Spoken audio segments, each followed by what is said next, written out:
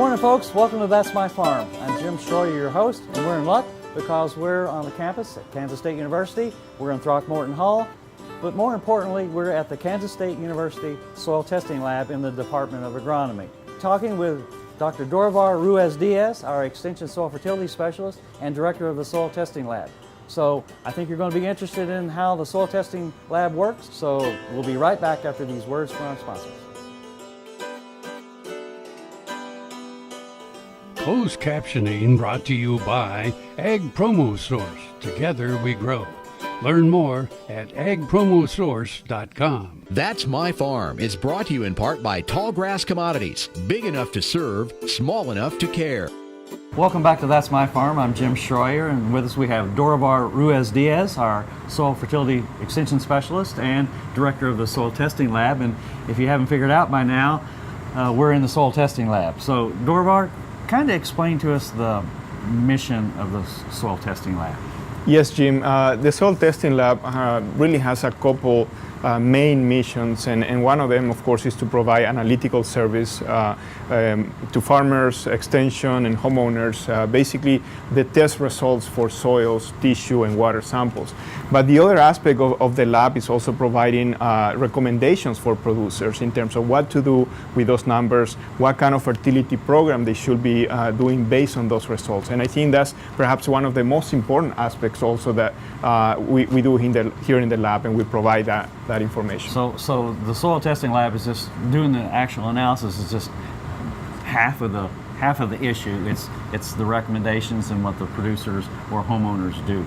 Absolutely, and like I say, that's very important part of the mission that we have, because providing accurate information in terms of specific information for soils and environment that we have here in Kansas is a key component, and for that we really require to have extensive research, to do correlation, calibration, make sure that soil tests that we are using in Kansas are the appropriate ones for the soils that we have here in the state. I want you to define that correlation, calibration aspect you just mentioned there. So if someone from Texas sent you a soil sample, what do you do? Yes, again, our recommendation is specific for Kansas. So the way we develop that is, like I say, with research, and research been going on for many years at Kansas State University. And that correlation calibration basically means that we are evaluating the soil test in terms of what kind of response we are seeing in the crops, both nutrient uptake and yield response. So when we have a number, say a soil test phosphorus of 20, we know that what that means for our crops, for our conditions here. And for that, we basically need to develop field research to provide that kind of information. And that value can be different from state to state. Again, depending on different the types of soils, different types of soils, different types of conditions, different types of crops. And again, all of that has an effect in terms of that recommendation that we are providing. Well, I want to, you just don't put one location out there. You have to do this at many different parts of the state, different soil types, and we're talking about 0, 20, 40, 60, 80 rates, right? Absolutely. Explain that a little bit. Yes, and that's very important, Jim, because in our case in Kansas, we do have a lot of multiple environments and soils as we go from east to west. Sure. And actually, our recommendations reflects that. Recommendations can change slightly when you are in eastern, for example, southeast Kansas, or if you are in northwest Kansas, because of the soils, because of the conditions. So what you are saying in terms of being able to develop, establish research in multiple locations is going to be a key to be able to capture that difference that we have in environment and soils across the state. We got to take a break right now, so hang on. I want to talk a little bit more about that. Folks, we'll be right back after these words from our sponsors. Ag AM in Kansas online at agaminkansas.com. Soil is the life of a farm, and for 25 years, SureCrop liquid crop nutrition has helped growers produce abundant quality crops while preserving and improving the soils they steward. SureCrop offers complete soil and plant analysis with cropping recommendations, delivery direct to your on-farm storage, and quality crop nutrition custom blended for your field. Choose SureCrop for the assurance of excellence for your soil. Call today or visit their website for more information. Ag Promo Source is a unique group of marketing specialists with one mission: help your ag business grow. Each affiliate has their own area of expertise, and they work together to bring you advice, products, and services. To get started, visit agpromosource.com. Ag Promo Source. Together we grow. Brown Chevrolet Buick in Wamego is driven by the spirit of American ingenuity. Come in for a new Chevrolet car, truck, or SUV. If we don't have exactly what you want, we'll find it for you. And we also have a great selection of used cars. We make sure you have an easy, fun, and transparent sales experience that saves you time and money. But if you want high-pressure salesmen and hours spent in the finance office, you'll just have to go elsewhere. Brown Chevrolet Buick in Wamego. We're making car buying great again. That's My Farm is brought to you in part by Tallgrass Commodities. Big enough to serve, small enough to care. Welcome back to That's My Farm. With us we have Dora Ruiz-Diaz, our soil extension specialist and director of the soil testing lab. We were talking just before the break about the calibration studies you do around the state, and many of them over many years. Tell me how you do the increment. How do you know where you get that response? Yes, a typical study will obviously evaluate, like you mentioned, multiple rates of nutrients, and we're talking about phosphorus, potassium, and so on. And so basically, again, we want to be able to correlate the value of soil tests that we have with the response that we are seeing to fertilizer applications. And for that, we not only need multiple locations, but we also need multiple rates of fertilizer to make that evaluation, basically, in terms of the response. So where you get the, I'm thinking of that optimal curve, that point of no return, or Absolutely, and that's ultimately is one of the key things that we want to develop. But again, it's important to keep in mind that there's a lot of work behind developing that kind of information. Like you say, multiple locations across a state like Kansas that has multiple environments and soils is very important. And again, many years. It's not just me. Many years. And many people here at Kansas State University contribute to develop that kind of information. Well, the K-State lab is not a big lab by any stretch of the imagination. There's a lot of labs, or a number of labs around the region that are much bigger. But talk a little bit about the volume and how it works. Basically. Yes, again, our lab is basically is probably a small lab comparing, like you say, to other labs. In terms of volume of samples, we are probably analyzing about 30,000 to 40,000 soil samples per year, about 15,000 to 20,000 tissue samples, and 5,000 to 10,000 water samples. So those are maybe the main things that we focus on. Of course, we do get other type of samples, but soils, tissue, and water samples are kind of the main things that we look at. Our main clientele will be our extension system in the state. So extension agents, they will be sending samples to us from producers as well, again, as homeowners.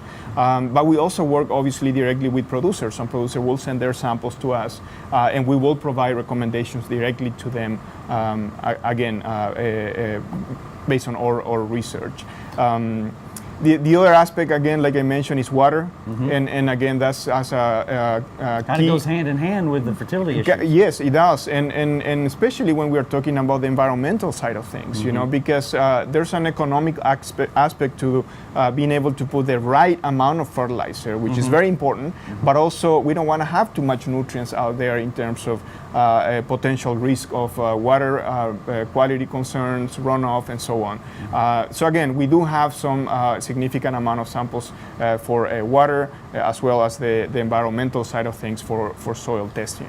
You mentioned you do homeowners and farmers and researchers as well. So kind of break that down. Is it half or better that are farmers and the county agent extension system, and what is it? I don't know. Yes, more than half probably of all what we do is coming from extension and farmers, and then a smaller amount of what we are doing is research. And again, these are providing service to researchers, not just here at Kansas State, but actually other universities in Kansas, and even out-of-state researchers that send their samples to us. We got to take a break. Folks, we'll be right back after these words from our sponsors.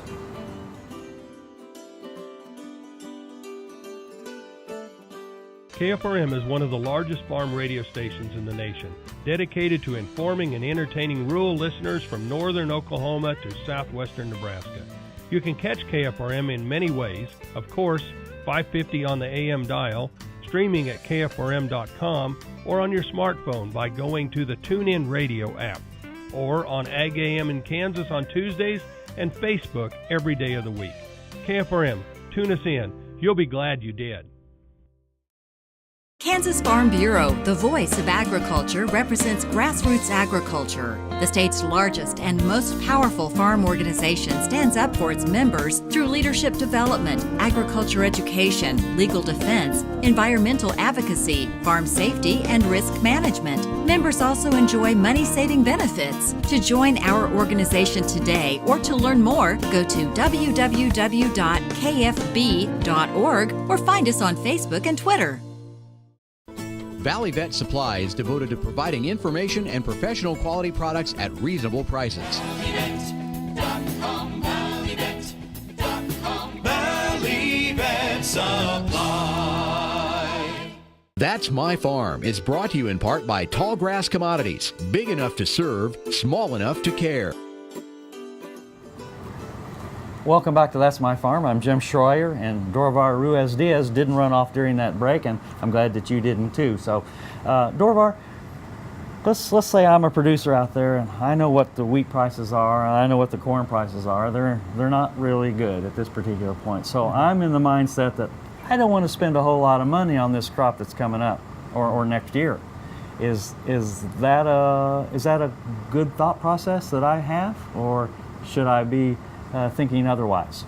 That's a very good point, Jim, and actually we have that comment pretty often. Obviously, producers are looking at ways to cut costs as much as possible, but research actually from colleagues at the Department of Ag Econ here at Kansas State University shows that soil testing perhaps is the one thing that is even more important to be soil testing at these, under these conditions of low grain prices and tough economic situations. That's almost counterintuitive, but it's not really. It is, but if you think about it, Jim, basically, if when you have again tight budgets, you want to be able to make the right decision, and to make the right decision, you really need to have good information. And soil testing, that's basically what's giving you. It's giving you the accurate information in terms of what you have there already in terms of nutrients.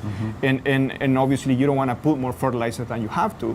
On the other hand, if you are short of some nutrients, you want to make sure and put in that nutrient so you are not losing yields, because that may be the limiting factor. That may be the limiting factor. And so at the same time, obviously, you don't want to be leaving bushels out there that you can capture with proper nutrient management. So again, that's really the key there. And like I said, there have been some studies evaluating that. And again, the value of soil testing, if anything, has a lot more value in times where the importance of the information is critical, like now. Well, also you think about after obviously we didn't have a drought this year. We did for a while, but then that cleared up. But in drought years, you can really have a lot of carryover in nutrients. And if you're just used to putting on X amount of nitrogen or phosphorus or potassium, you could be running into some problems. Absolutely, and that's actually one part of the mission that we have here in the lab, the soil testing lab, is to look at that kind of things. And a few years ago, during a severe drought, we looked at a little bit of a survey of how much residual nitrogen we have in some fields in the state. And it's very impressive, Gene. You can find things anywhere from 100 pounds to 150, 200 pounds of nitrogen in the field.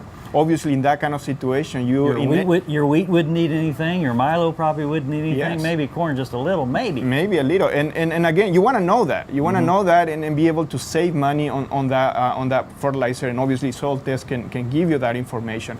But you mentioned, this year we have good yields. It's also happening. It's also important to look at soil tests. Why? Because we're probably going to have very little nutrients carry over. So that's also important to know. That means maybe we need to make a little bit more adjustments next year as well. So it's basically not just when you have drought conditions, but also when you have good yields. Remember, we are removing more nutrients as well when you have good yields. So again, soil test is going to be able to, it's going to give you that information to make those adjustments. Dorvar, we've got to take a break. Folks, we'll be right back after these words from our sponsors.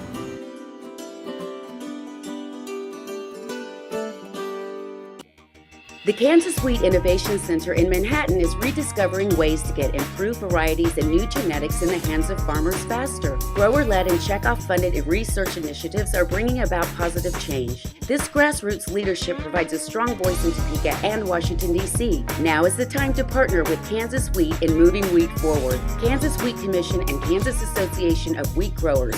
Farmers investing in their future and yours. Log on to rediscoverwheat.org. Tarwater Farm and Home has been family-owned and operated since its beginning in 1978. What you need for farm and agriculture, lawn and garden, clothing and footwear, and so much more. You'll be surprised at what you'll find in this huge store. They have what you need and lots of it. So come take a look. You'll discover that customer service is first and foremost. Always has been with the Tarwaters. Tarwater Farm and Home, 4107 North Topeka Boulevard. That's My Farm is brought to you in part by Tallgrass Commodities. Big enough to serve, small enough to care. Welcome back to That's My Farm. I'm Jim Schroyer, and with us we have Dorivar Ruiz-Diaz, the director of the Soil Testing Lab.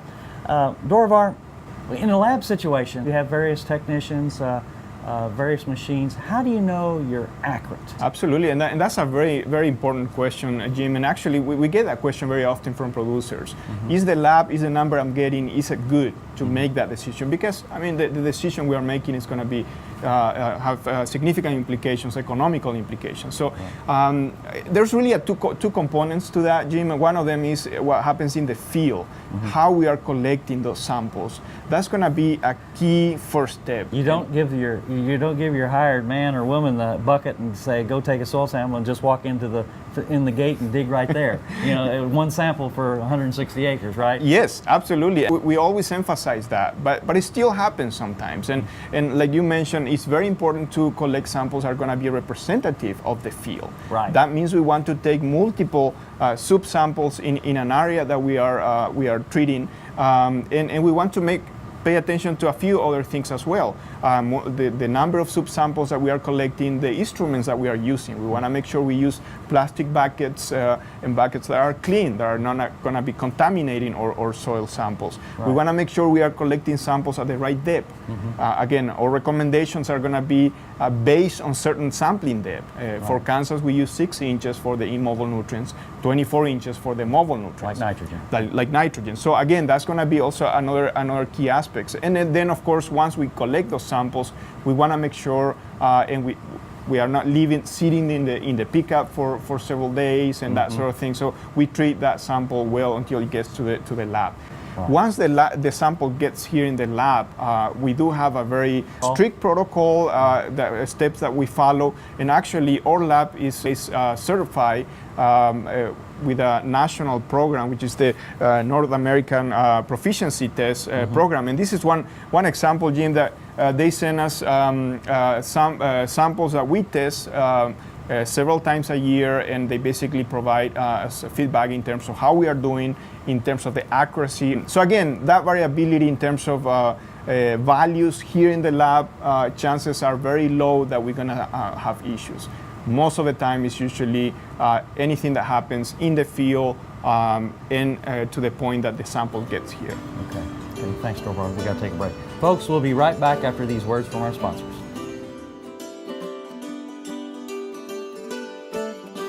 Grain sorghum is one of the most important cereal crops worldwide, and Kansas leads the nation in its production. Over the years, sorghum has been either exported, used in animal feed domestically, or for other industrial uses. Recently, its use in the ethanol market has seen tremendous growth, with 30% of domestic sorghum typically going to ethanol production. Kansas Grain Sorghum is committed to sorghum research, market development, and education. Learn more at ksgrainsorghum.org. This is Eric Stonestreet, and as many of you know, I love my home state of Kansas. In March, Kansas ranchers lost homes, equipment, and thousands of cattle from the largest wildfires in the state's history. Imagine losing all you have in a fire. Not just your house, but your livelihood. Ranchers are beginning to rebuild, but it will take years and tens of millions of dollars. to build back herds, fences, and other infrastructure. Today, I'm asking you to help. Donate what you can and show your support to the ranchers of Kansas. Simply go to kansasfires.com. Your donation is tax deductible and will go to those who need it the most.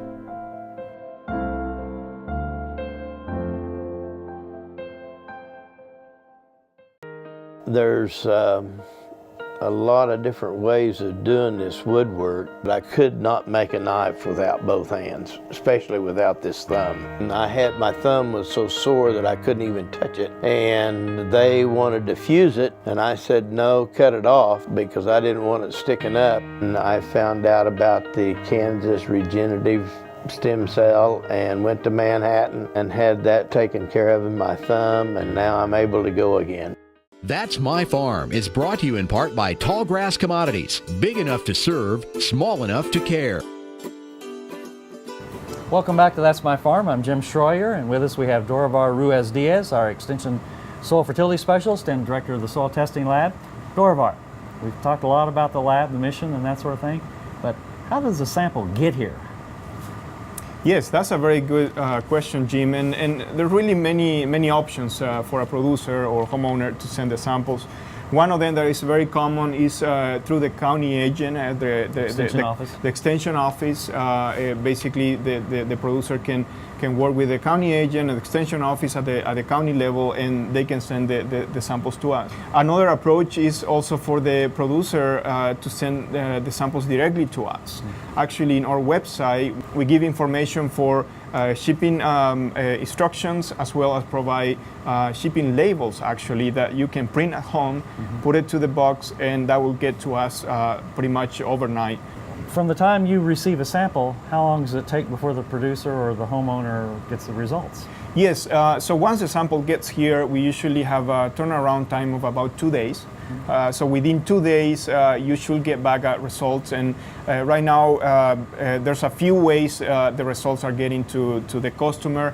One of them is, again, through the website. Actually, the customer can set up an account, and we are giving all the results, all the status of the process in that website. But also, we are sending an electronic report via email. So as soon as the results are ready, we provide the recommendations. We review the recommendations, make sure they are accurate, and then immediately we send it via email. That way, that's available to the producer immediately, basically. Again, we can also provide the reports via regular mail, but more and more, we don't have many people requesting that. You keep the sample on hand for 2 or 3 months? That's right, and that's one of the main reasons why we do that, is because, again, we want to give some time to the customer to look at those results, make sure they don't have any additional questions, because if they do have more questions, like you say, we keep actually the sample here for about 3 months. So if they have any questions about, they may want to look at other nutrients, for example, we can go back and retest and provide additional information on that same sample. That way the producer don't have to go back and collect samples from the field. One question I used to get all the time, and I'm sure you do too, is how often should I soil test?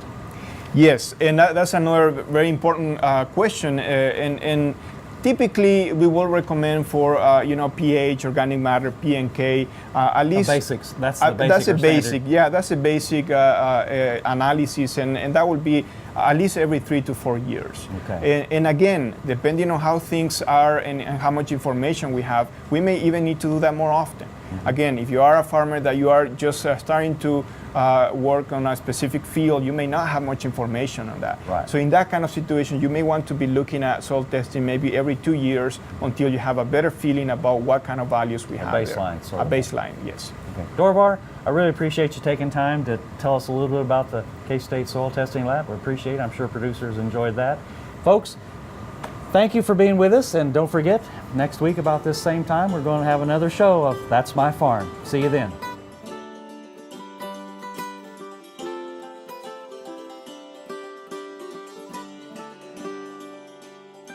Closed captioning brought to you by Ag Promo Source. Together we grow. Learn more at agpromosource.com.